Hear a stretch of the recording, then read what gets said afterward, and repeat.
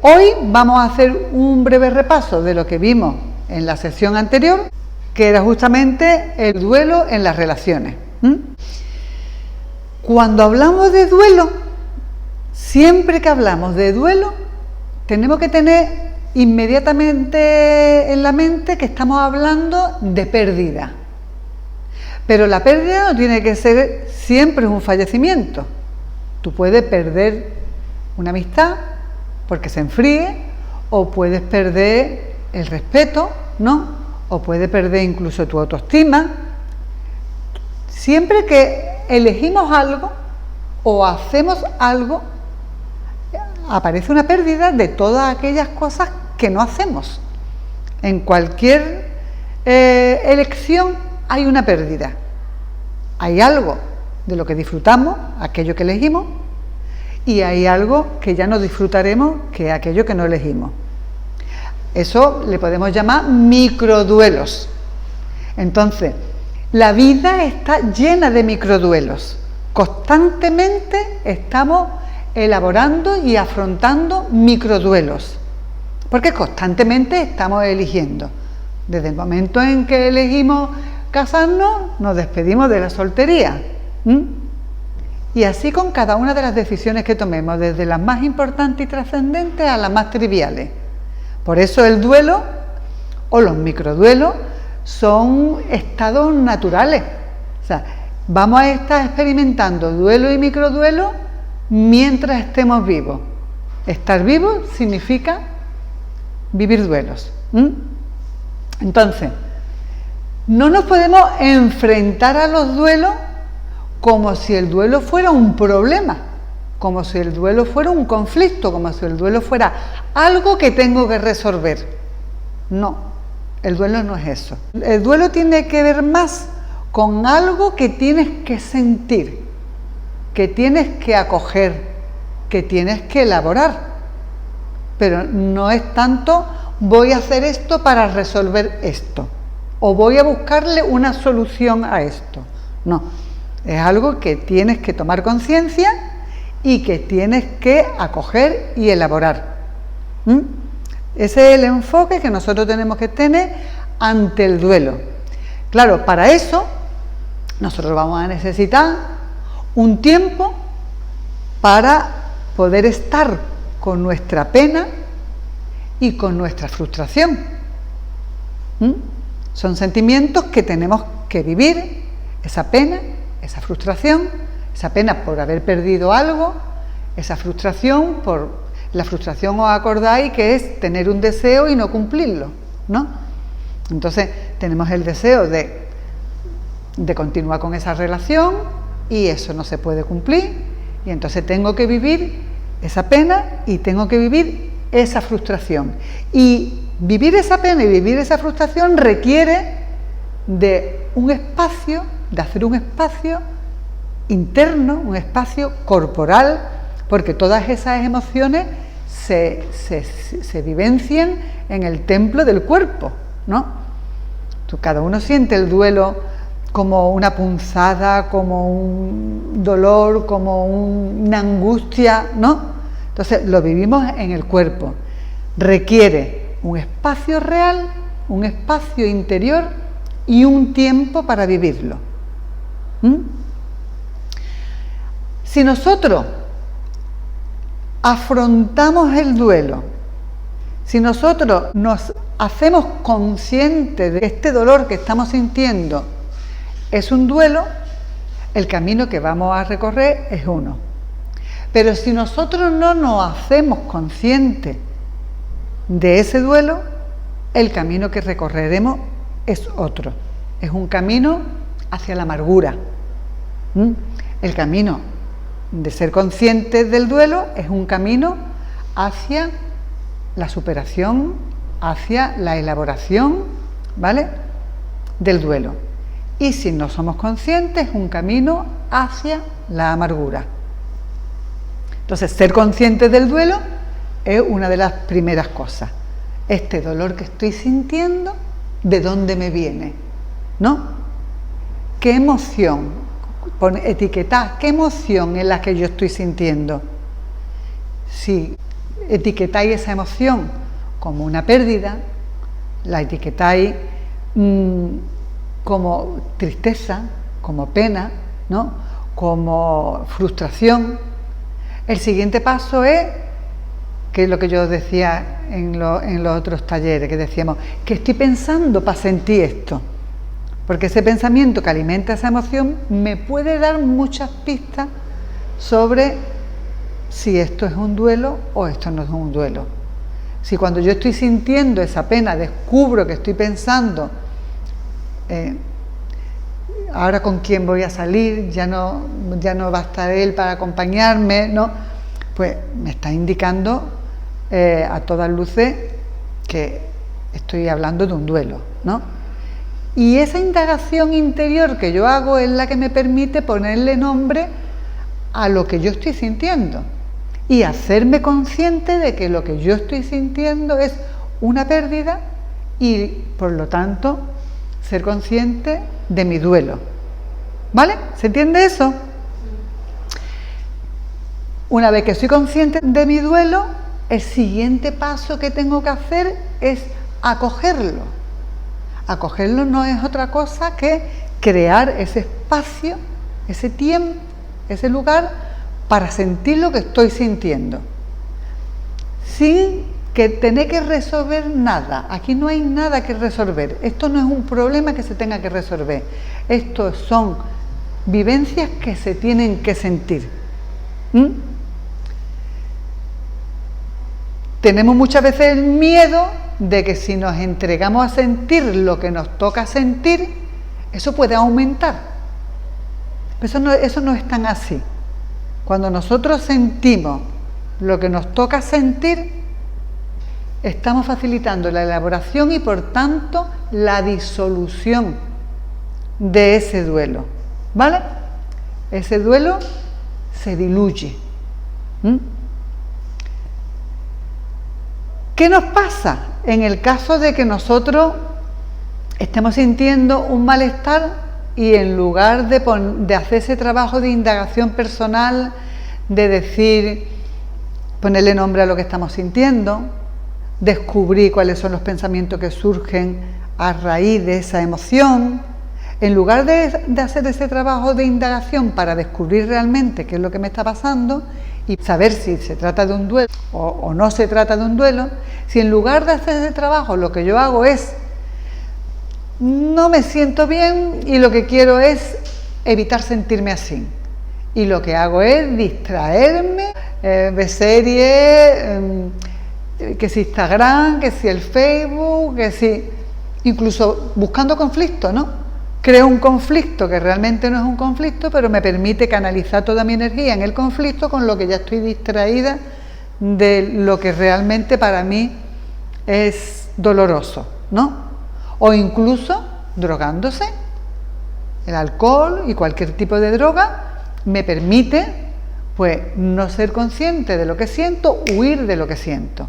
Bueno, pues es el camino a que ese duelo no elaborado termine convirtiéndose en amargura. ¿Qué es lo que hago para que ese duelo no elaborado, ese dolor no sentido, termine convirtiéndose en amargura? Pues estoy evitándolo.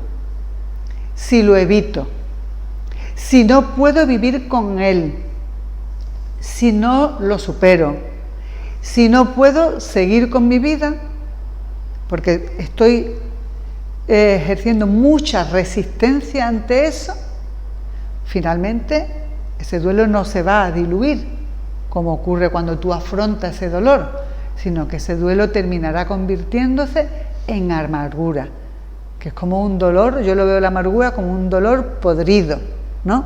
Un dolor ya que se ha... ¿No lo veis como que veis a gente que está amargada, que ya no es una cosa ni otra, ya es que nada le viene bien, ¿no? Y es porque su actitud ante la vida es de evitar sentir y huir, y entonces ya se le forma una amalgama de sentimientos que difícilmente puede elaborar, ¿vale?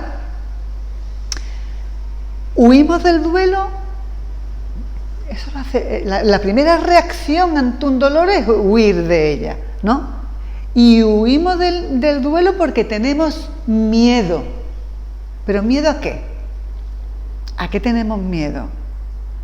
Pues tenemos miedo a sentir algo que creemos que no vamos a poder ser capaz de sentir. O sea, superar ese dolor, ¿no? Huimos del duelo porque tenemos miedo a no ser capaz de soportar eso que sentimos. Ese es el miedo que está por detrás, ¿no?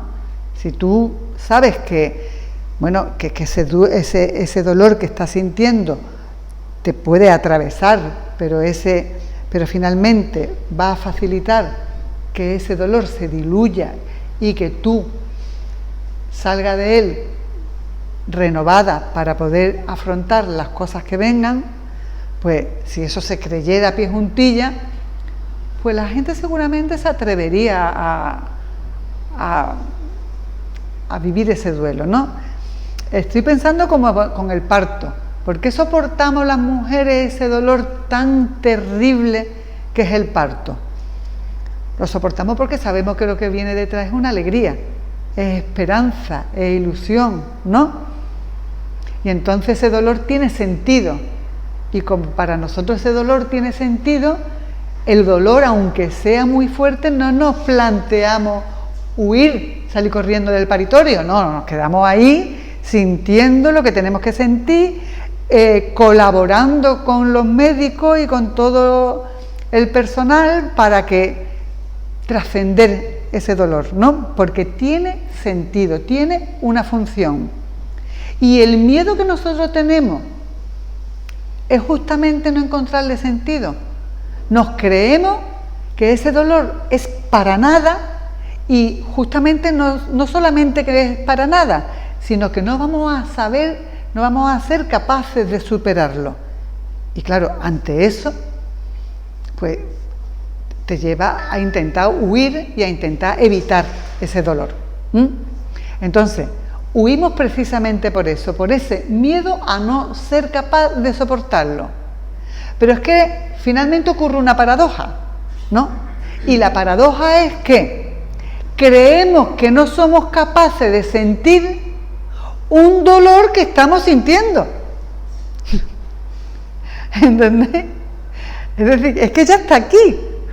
¿Cómo no vas a ser capaz de soportar algo que ya estás soportando? Lo que pasa que, bueno, como que lo cortas el dolor y es como cortar las contracciones, ¿no? Que cuando tú estás pariendo y te dicen, ¡ay, se te han cortado las contracciones! Y tú dices, ¡oh, contra! Ahora tengo que empezar desde el principio, ¿no?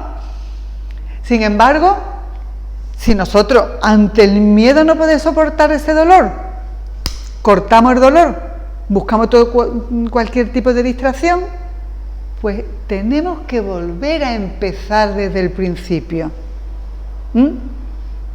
Como las contracciones del parto. Entonces, no tenemos que cortar ese dolor. Tenemos que observar ese dolor. Paralelamente a observar ese dolor, que es algo físico y que aparece en el cuerpo, también tenemos que observar esos pensamientos que están alimentando ese dolor y observarlo con distancia. ¿Os acordáis cuando hacíamos en el taller de Classroom, había la metáfora de subirte al puente, ¿no? Que nosotros, que era eso, te subías al puente, miraba para abajo y veía que había al menos 2 vías, ¿no? He dicho 2 porque la de tercera no me acuerdo cuál era. ¿Tú te acuerdas cuál era la tercera? Una eran las emociones, otro eran los pensamientos y la tercera vía no me acuerdo yo ahora mismo cuál es, ¿no? Entonces por eso he cambiado un poco el cuento. Te subías al puente, mirabas hacia abajo, ¿no? Y veías esas 2 vías. Veía los pensamientos y veía las emociones. Y las emociones es lo que el pensar provoca en la piel. Eso es las emociones. Eso es lo que define una emoción. Cuando el pensamiento encarnado, cuando el pensar se siente en la piel. Entonces, cuando tú te entregas a sentir ese dolor, te entrega en una actitud meditativa. Meditativa significa a observar, tu observador interno está subido en ese puente mirando esos pensamientos y mirando cómo esos pensamientos hacen que tu cuerpo sienta cosas, que es lo que llamamos emociones, ¿no? Entonces, pero necesitas esa distancia, la distancia del puente, porque tú miras hacia abajo. Si tú no pones esa distancia emocional con tus pensamientos, esos pensamientos siguen alimentando ese dolor y naturalmente llega un momento en el que te resulta insoportable y huyes. Pero si eres capaz de paralelamente observar lo que sientes y lo que piensas con distancia, eso te permite que tú no te creas esos pensamientos a pie juntillas. Y si no te los creas a pie juntillas, ya no tiene el poder de seguir alimentando ese dolor. ¿Vale? Tenemos que ver los pensamientos como si fuéramos a la gasolinera, ¿no? Como la manguera que alimenta el depósito, ¿no? Entonces, esos pensamientos seguirán alimentando ese depósito de dolor siempre que tú no tengas esa capacidad de observarlo.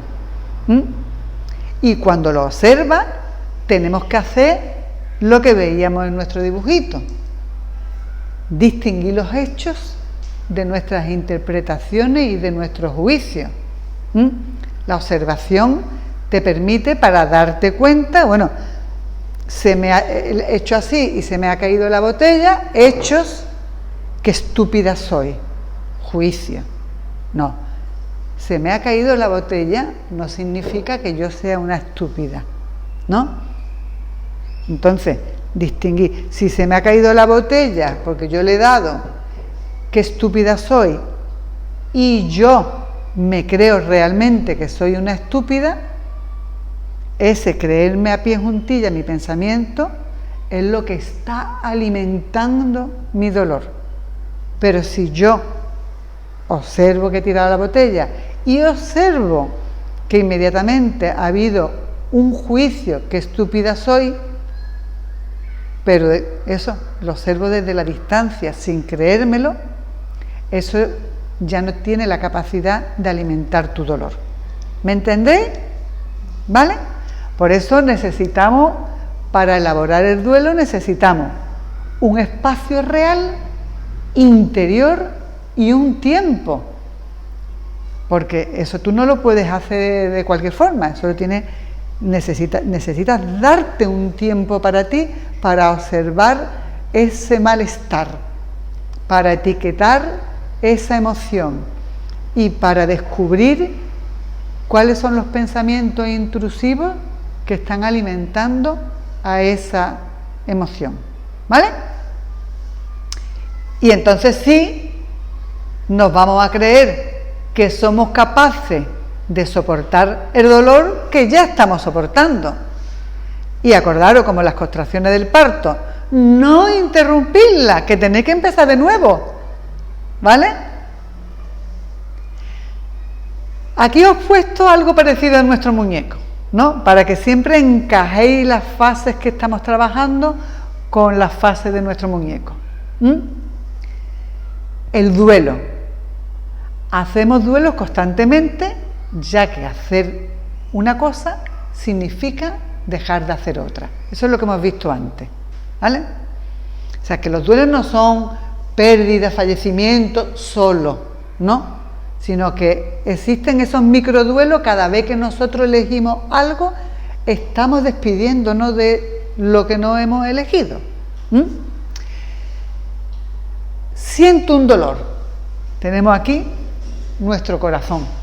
Siento un dolor, luego, ¿qué necesito? Eso lo tenemos que tener siempre en la cabeza.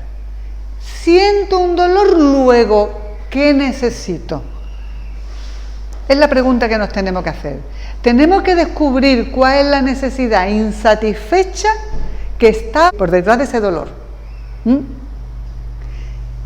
Siento un dolor por la pérdida de una amistad, luego, ¿qué necesito? Pues necesita cariño, compañía, comprensión, ¿vale?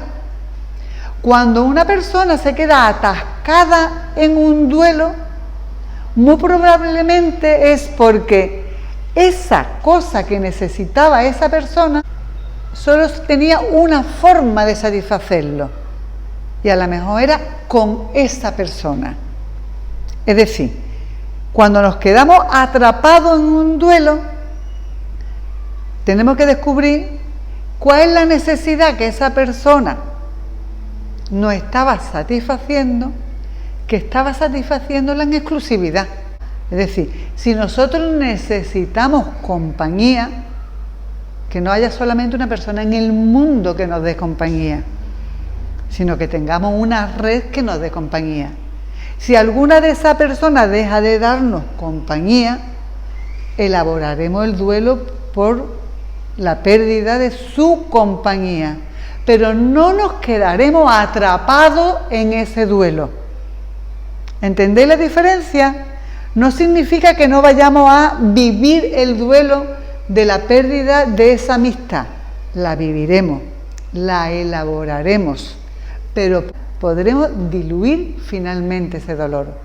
¿Cuándo nos quedamos atrapados en un duelo? Cuando esa necesidad estaba siendo satisfecha solamente por una persona. Y entonces perdemos a esa persona, o a esa amistad, o a esa relación, y nos quedamos totalmente sin poder satisfacer esa necesidad. ¿Entendéis la diferencia? Entre un duelo que yo no soy capaz de superar y un duelo que sí puedo trascender. ¿Habéis entendido? ¿No? Es que os veo que no terminamos de comprenderlo, ¿no? Vamos a ver. Si tú tienes una red de amistades amplia, ¿vale?, que te proporcionan cariño, reconocimiento, amistad, compañía, y una de tus amigas, por alguna razón, desaparece de tu vida, porque se traslada, porque se enfada contigo, no la vamos a matar, vamos a quedarnos ahí, ¿vale? Pues tú sientes un dolor por la pérdida de esa amistad, ¿no? Y vives ese dolor, no huyes de él, lo vives. Y llega un momento en el que lo has elaborado y puedes disolver ese dolor, ¿no? Ese dolor con el tiempo desaparece porque te has atrevido a sentirlo. Vale. Y entre otras cosas, resulta más fácil elaborarlo y disolverlo porque tienes una red de amistades que siguen satisfaciendo tu necesidad. Tu necesidad sigue siendo satisfecha por un montón de amigas que tienes además de ella. Pero si tú solamente tienes a esa amiga y esa amiga se traslada o rompe con tu amistad o lo que sea, además de elaborar el duelo de esa amistad, tienes que elaborar el duelo de que es que no hay nadie más que satisfaga esa necesidad. Te quedas con una necesidad muy importante sin poder satisfacerla. Esa es la diferencia. Cuando tienes una red de amistades y una desaparece, tú sigues siendo sostenida por la red de amistades que tienes. Cuando tienes una amiga y desaparece, no te sostiene nada. Esa necesidad no la satisface nadie y es mucho más doloroso. Y entonces por eso te puedes quedar atrapado en ese dolor. ¿Se entiende ahora? Sí. ¿Vale? Entonces, me tengo que preguntar siempre, ¿siento un dolor? ¿Qué necesito? Ahí tengo yo que, o sea, fijaros, si yo no me hago esa pregunta, no estoy resolviendo una situación dolorosa, ¿no? Sino que mi mente puede estar torturándome. Hay que ver, ya nunca más voy a ser feliz, porque siempre me pasa igual, es que soy una desgraciada, Mi mente está ahí torturándome.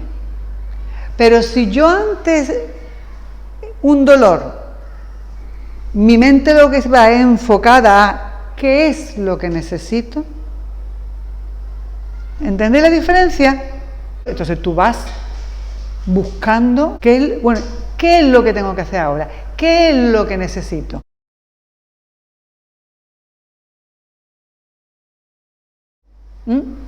Dependiendo de cada emoción, necesitarás hacer unas cosas o necesitarás hacer otras.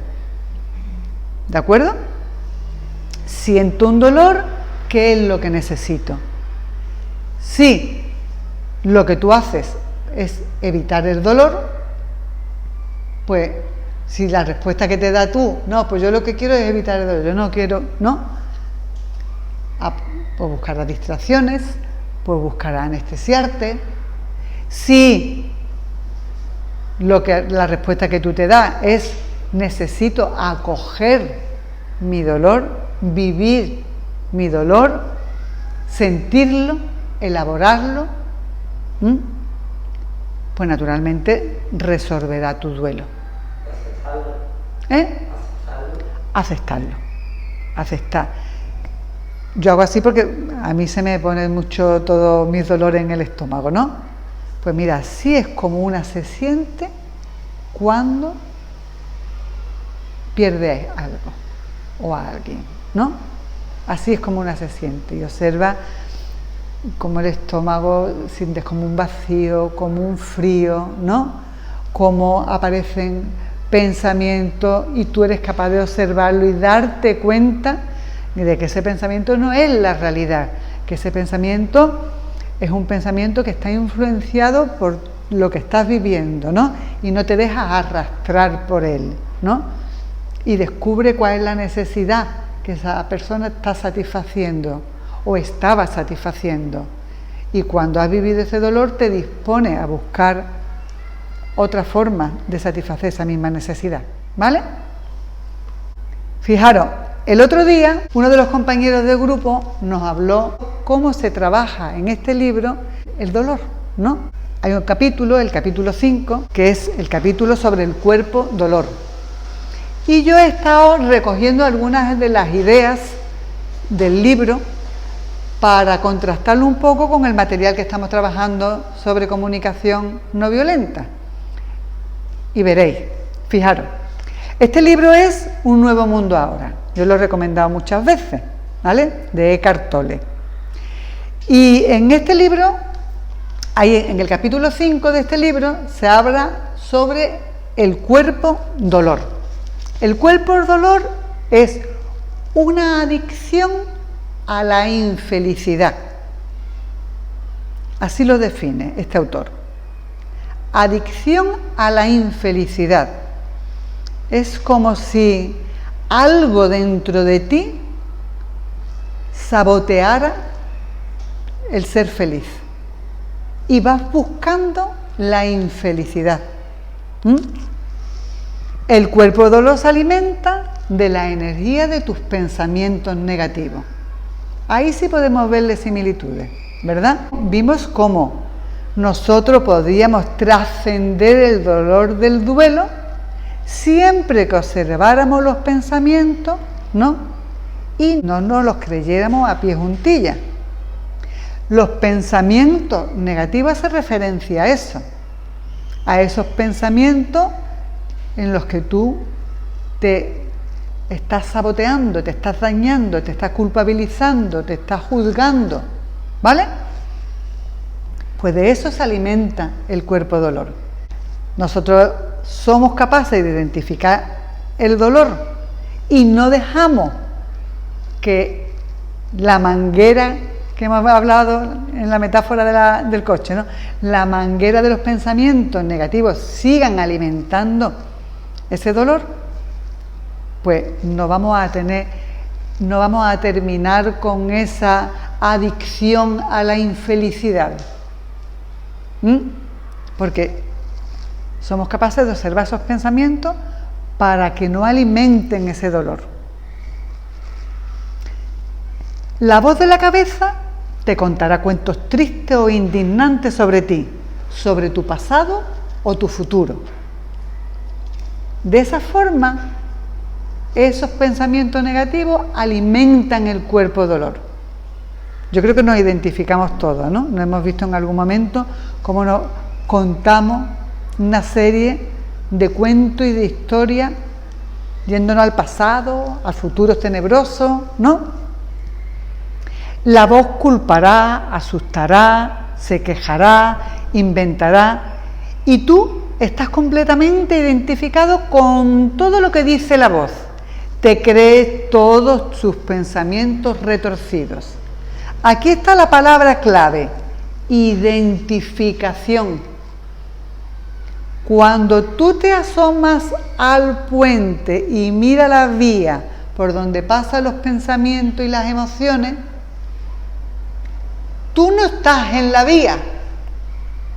Estar en la vía es identificarte con esos pensamientos, adoptar esos pensamientos como la verdad. Desde el mismo momento que tú observes los pensamientos como pensamientos y no como la verdad, la identificación con el pensamiento se ha disuelto. Y entonces ese pensamiento ya no puede alimentar tu cuerpo dolor. Tú dejas de ser una adicta a la infelicidad. La adicta a la infelicidad es aquella que se cree los pensamientos a pie juntillas, esas historias terribles que cuenta ese pensamiento, y lo hace suyo, lo hace su verdad. Entonces nosotros lo que tenemos que trabajar es por no identificarnos con esa historia, con esos pensamientos. Tener muy claro que una cosa es los hechos y otra cosa son los pensamientos que están formados por juicios y por interpretaciones. Esa distinción la tenemos que estar constantemente haciéndolo, porque si no significa que nos estamos identificando con lo que pensamos, nos lo creemos a pie juntillas, y eso es lo que alimenta el cuerpo dolor. En este punto coincide perfectamente con el material que estamos trabajando, ¿vale? De ahí viene el sufrimiento, no viene de otro lado, ¿eh? Aquí habla del consumo excesivo de alcohol. Puede ser alcohol o puede ser cualquier droga. Cualquier droga la podemos utilizar precisamente para huir, para anestesiarnos del dolor, para cortar las contracciones del dolor, ¿vale? El consumo excesivo de alcohol activa con frecuencia el cuerpo dolor. ¿Y por qué lo activa? Pues lo activa porque lo que hace es que cuando nosotros consumimos alcohol, nuestra conciencia desaparece. No somos conscientes de que estamos sintiendo eso, y eso no se puede llegar a elaborar. ¿Entiendes? Porque el alcohol funciona, como he dicho, vimos en el gráfico anterior que había dos opciones. La opción era evitar el dolor, y lo podías evitar anestesiándote, o lo podías evitar rechazando sentir eso, o aceptarlo y acogerlo. Cuando tiras por la calle de evitar bien anestesiándote o bien rechazándolo, lo que estás impidiendo es ser consciente, y el alcohol facilita que tú no seas consciente, y al no ser consciente no puedes hacer una elaboración adecuada de eso. Debido a la absoluta falta de conciencia de sí mismo, de lo que está ocurriendo en uno mismo, no pueden distinguir la diferencia entre un suceso y la reacción al suceso. ¿Vale? Aquí coincide plenamente con nuestra primera fase. Debido a la absoluta falta de conciencia de sí mismo, no podemos distinguir los hechos de los juicios y las interpretaciones. En este caso habla de no puede distinguir la diferencia entre el suceso y la reacción al suceso, que la reacción al suceso es pues los juicios y las interpretaciones que nosotros tenemos. No podemos separarlo, no somos conscientes, no podemos separarlo. Con lo que todo esto que ha ocurrido me lo trago a pie juntillas y empiezo a alimentar mi cuerpo dolor. Mi adicción a la infelicidad. ¿Vale? ¿Qué es lo que pasa cuando nosotros sí somos conscientes? Tu presencia consciente es lo que pone fin a la identificación con el cuerpo dolor. Mi conciencia me permite observar y separar. Estos son los hechos, estos son las interpretaciones y estos son los juicios. Pone fin a la identificación con el cuerpo dolor. Cuando dejas de identificarte con él, el cuerpo dolor ya no puede controlar tu pensamiento, ni renovarse alimentándose de él. El cuerpo dolor se alimenta de todos esos pensamientos que tú te creas a pie juntilla. Como tú eres consciente, te has asomado a ese puente y has dicho, estoy sintiendo esto, pero fíjate tú, ahí están los pensamientos, ahí están las emociones, que lo tiene todo perfectamente, con la distancia emocional que necesita para no dejar que alimente el cuerpo dolor. ¿Se entiende bien? La infelicidad por ser infeliz es otra capa de infelicidad. Esto es muy interesante. Nosotros no podemos evitar sentirnos infeliz, porque si nos ocurre algo desagradable, vamos a sentirnos infeliz. Y entonces empezamos nuestro trabajo. Esto es lo que siento, observo lo que pienso, estos son los pensamientos, estos son los hechos, y entonces ya empiezo a producir esa distancia emocional que me permite vivir esa infelicidad, pero sin alimentarla con todas esas producciones mentales que me creo a pie juntillas. ¿Vale? Y entonces, soy infeliz, pero no soy infeliz porque soy infeliz. Soy infeliz a seca, no soy infeliz al cuadrado, ¿no? O tengo ansiedad. El problema de la ansiedad no es tener ansiedad, es tener ansiedad por tener ansiedad, que es ansiedad al cuadrado. Cuando tú sientes ansiedad porque temes que ocurra algo, vale, eso lo sentimos todo, ¿no? Todo el mundo puede tener un temor a que ocurra algo. Y entonces te plantea, vale, este es mi temor, ¿qué es todo lo que puedo hacer para que esa situación desagradable no ocurra?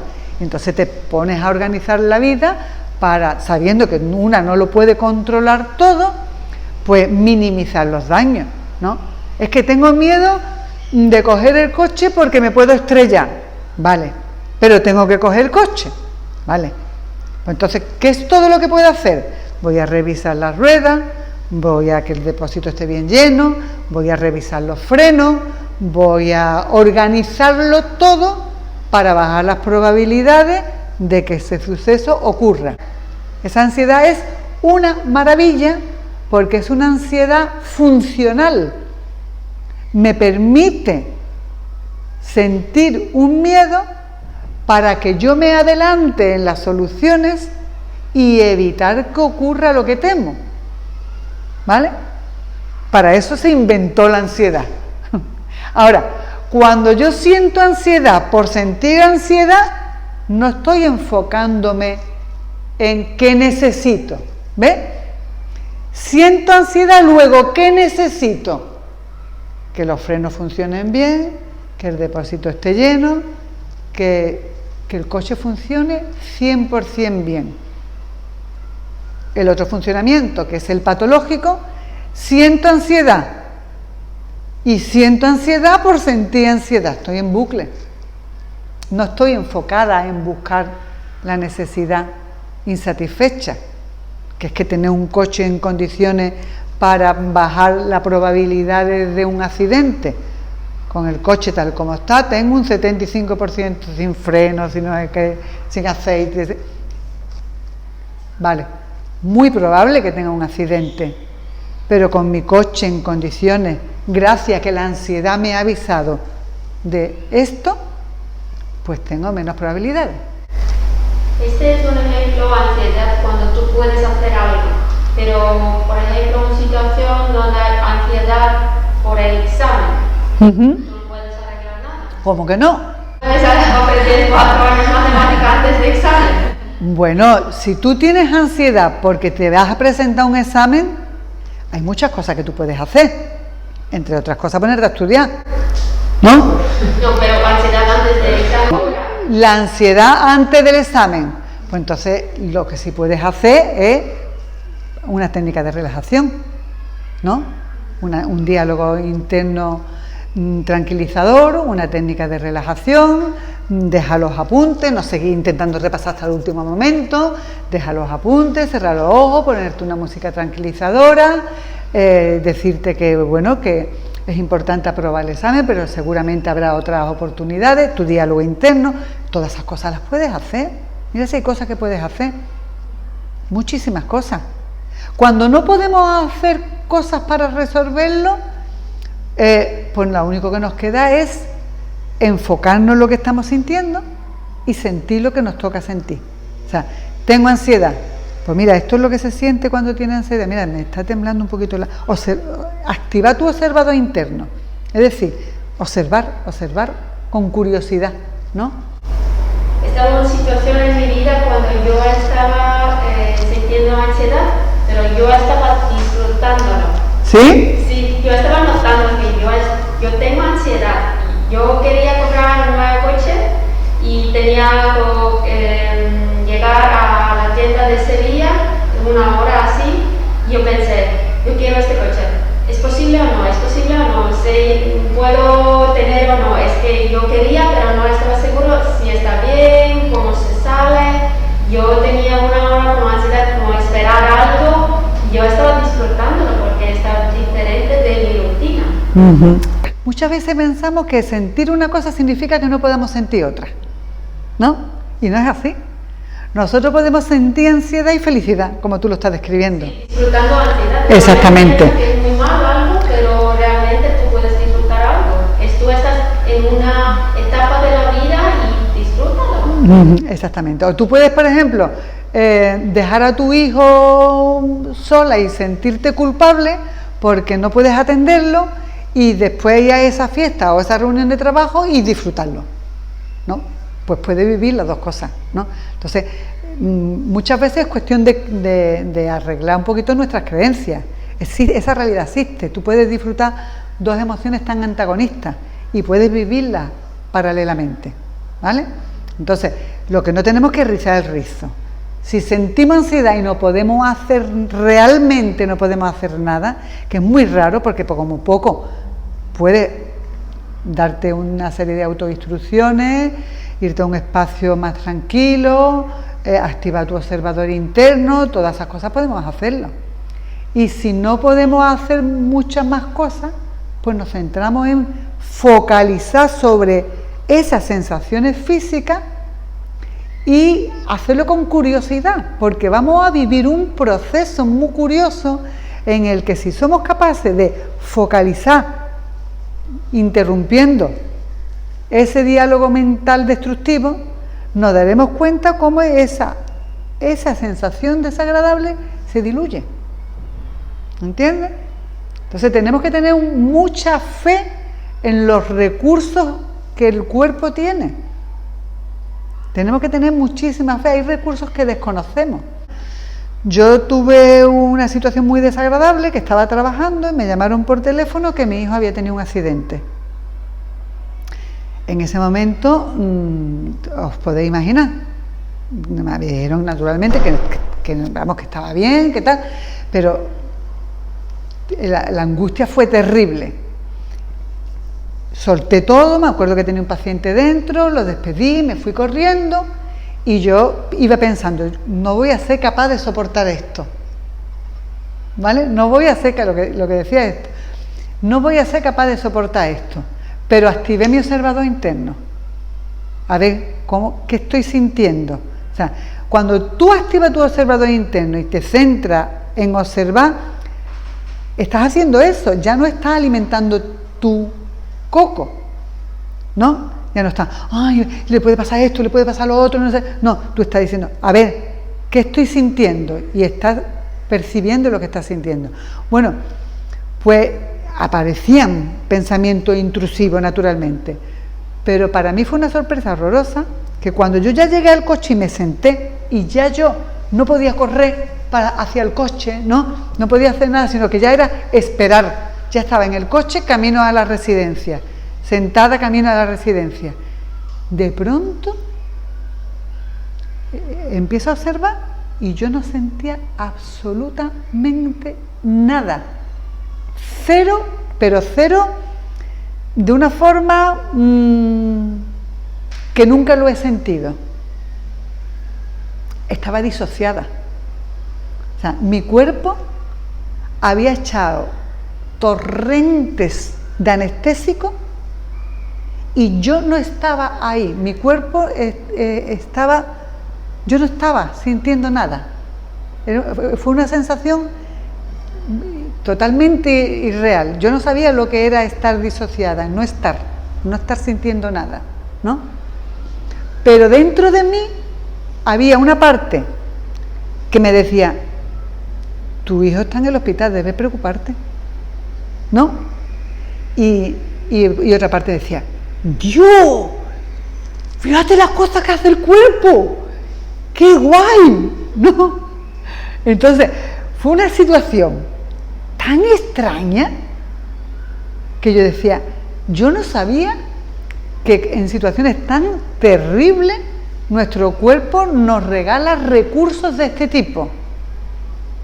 ¿Entendéis? Entonces, para mí fue una experiencia.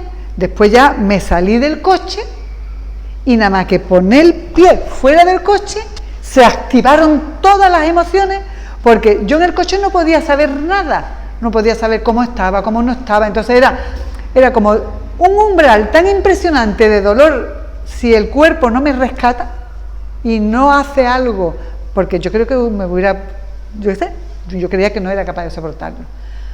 Y entonces ahí me secuestró todo, o sea, desapareció toda la sensación y mi mente me hablaba de esa forma, debería estar preocupada, ¿no?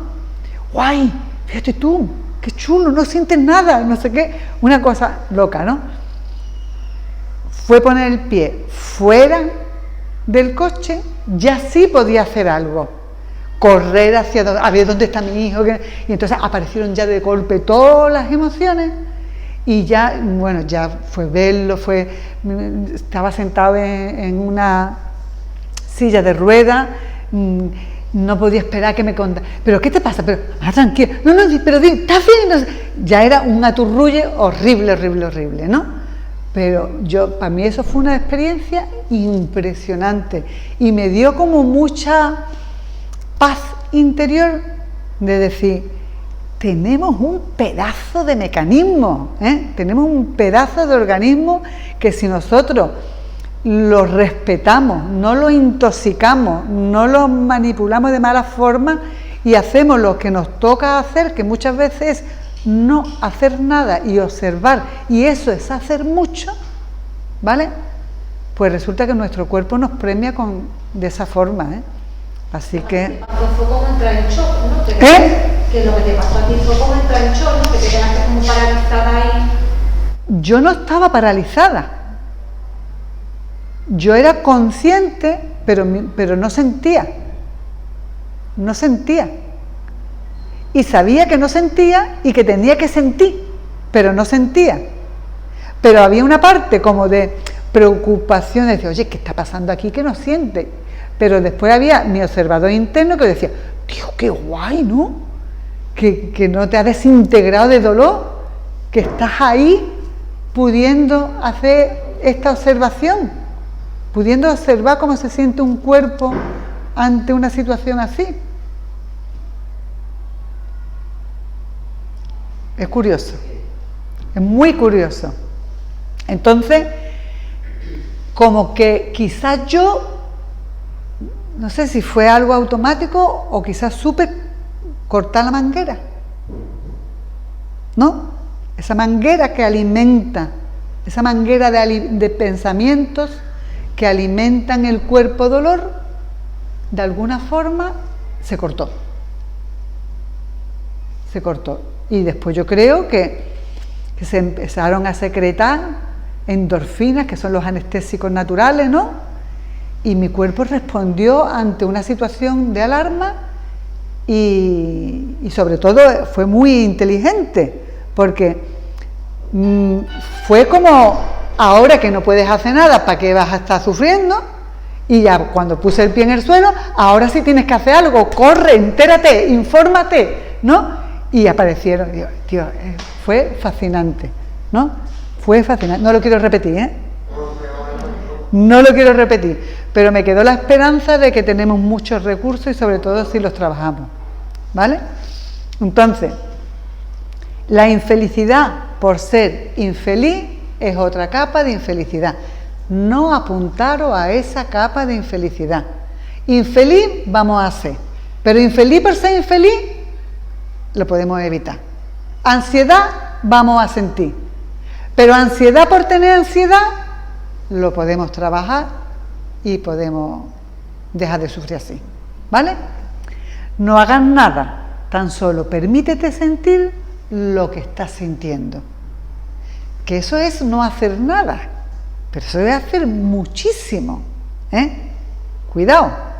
Entonces, he recogido, como veis, algunas de las frases más célebres de ese 5º capítulo, no todas, pero algunas, y como vemos, a pesar de ser un libro más bien filosófico, no es un libro, lo que nosotros estamos trabajando es más psicológico, es más un programa elaborado por especialistas para trabajar sobre la comunicación no violenta. Son dos estilos distintos, pero coinciden en lo esencial, ¿vale?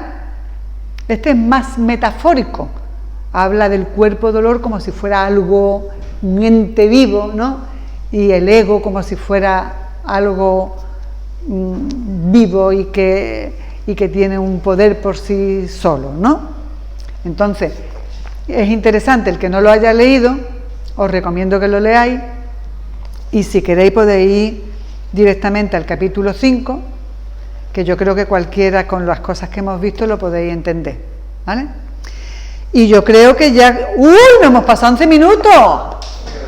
Y yo tengo ahora un paciente. Bueno, pues con esto y un bizcocho, hasta el miércoles a las 12. Ya a partir de octubre a las 12.